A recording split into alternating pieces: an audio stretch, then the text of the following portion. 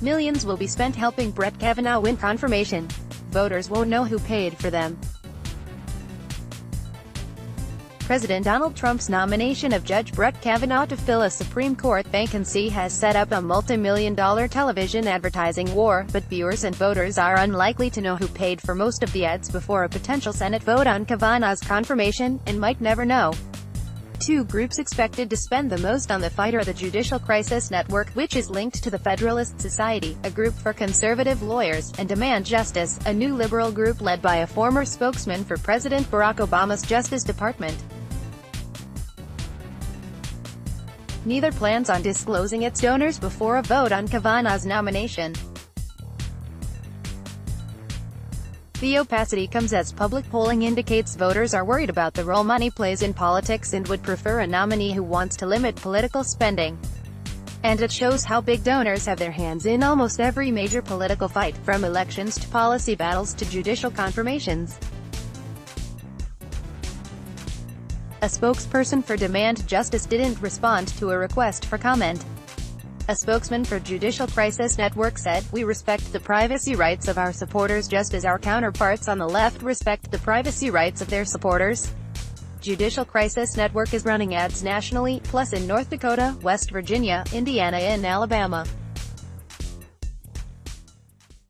The first three states are home to the three Democratic senators, Heidi Heitkamp, Joe Manchin and Joe Donnelly, who backed the nomination of Judge Neil Gorsuch, Trump's first Supreme Court appointee. The fourth is home to Democratic Sen. Doug Jones, who represents a state Trump won by 28 percentage points. The ads, backed by a $1.5 million buy, feature sweeping music and glossy images while a narrator praises Kavanaugh as a strict interpreter of the Constitution. Supreme Court nominee Brett Kavanaugh is the best, the narrator says. His life has been defined by hard work and excellence. Demand Justice, which said it plans to spend $5 million on ads attacking Kavanaugh, is airing spots in Maine and Alaska, the home states of moderate Republicans Susan Collins and Lisa Murkowski, who both support abortion rights. Trump said he'd only pick judges who'd reverse Roe v. Wade and outlaw abortion, a female narrator says in the 30-second ad.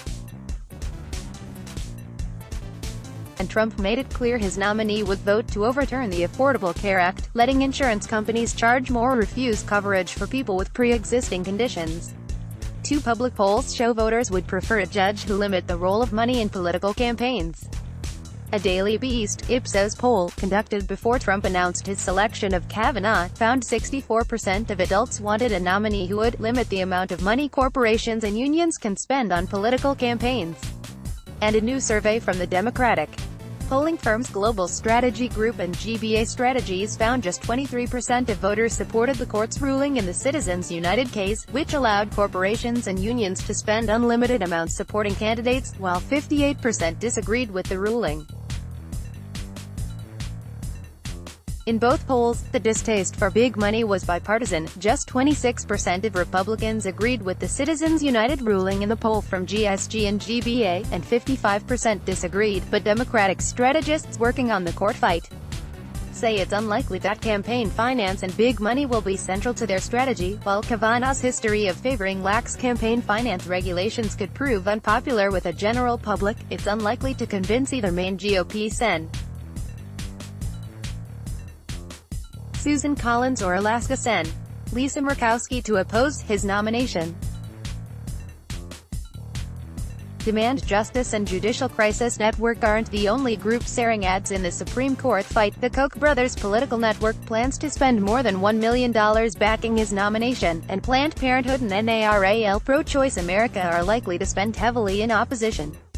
And some individual candidates, which have to report their donors every quarter, are likely to air ads focusing on support or opposing his nomination. Judicial Crisis Network is a 501(c)(4) nonprofit that doesn't disclose its donors, a familiar setup for so-called dark money groups. Demand Justice's legal setup, first reported by Open Secrets, is more complex. The group is sponsored by the 1630 Fund, a 501(c)(4) that has agreed to provide a legal home for the group.